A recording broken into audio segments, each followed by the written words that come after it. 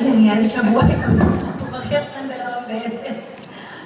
Again, promise, thank you so much. Almost 4 decades in the industry, I still love this world. Hindi siya madaling mahalin, hindi din siya mahirap mahalin. Mahirap lang manatili sa industriya ito kung hindi ka totoo.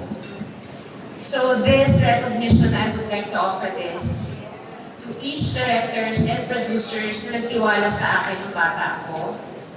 From Direk Argel Joseph, Direk Eliel Cruz na nagbuo ng Mara Clara, kung paano nabuo ang pamamahalan ng tandem namin ni Gladys. To Mother Lily,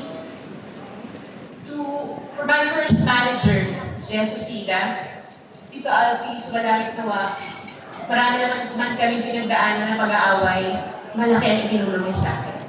My network, ABS-CBN, Tita Cory, Mang Charo, stars nila, everyone, each and everyone, na nakasama ko po sa industriya ko. Sila ang naging dahilan kung bakit nandito pa rin ako hanggang ngayon.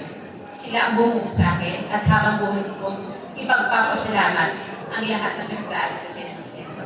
Hanggang ngayon, mahal ko pa rin ang industriya ang kinalakihan ko. Salamat po.